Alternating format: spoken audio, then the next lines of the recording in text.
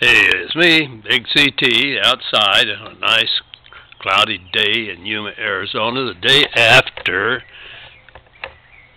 Valentine's Day.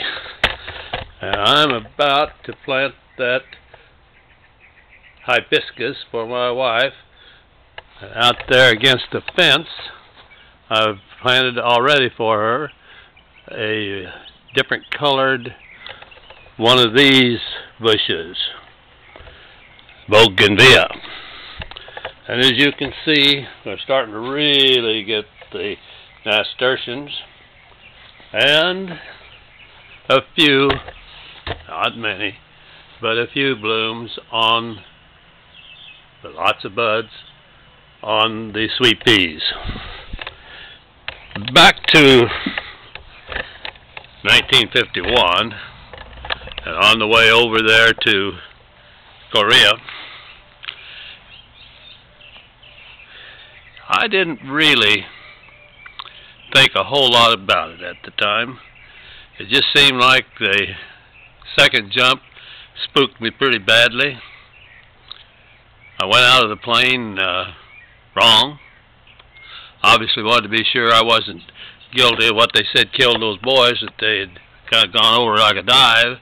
So I think I went over way like this. It was way back that, and the chute opened over my head instead of behind my head. And that little mark there on my chin is where I apparently came down and hit the quick release, clear down on my belly. Although it snapped like that, the chute was coming up, my head was coming down. I suppose the chute went choo choo, the reserve chute. Anyway, I ended up with two chutes and a scary jump. But that didn't seem to really bother me. What bothered me was I have to leave my family. And I love my wife. I like cuddling up in bed with her. And I love those little kids, and I like to be able to hold them and to see them grow and do the things that little guys do. I tell you, being a young father, about as nice as being a great-grandfather. Being a grandpa's nice, too. But I sure did not like having to leave my wife and kids and go over into a combat zone.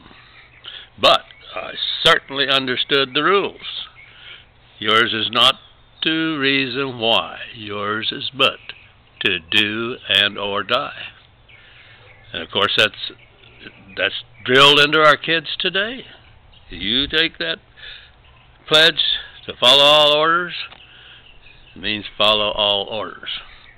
As those of you that followed my videos know, I'm pretty disgusted that some of the things we do to scapegoat the low-ranking people when they're simply following either the direct given orders or the implicitly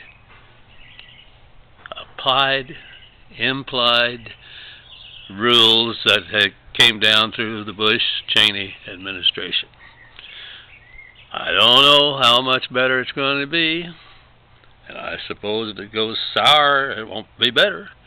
But I'm very, very hopeful that that old Kansan, Robert Gates, and President Obama, and the secretaries of defense and so on and so forth, that the cabinet and the president and Gates and Petraeus and all the others will get the job done to where it's better, better, better. It will never be perfect. The world is in a mess, and the Bible says that it'll be that way until the end of time. And I know a lot of people think the end of time's right here. Maybe it is. If it is, I'm ready.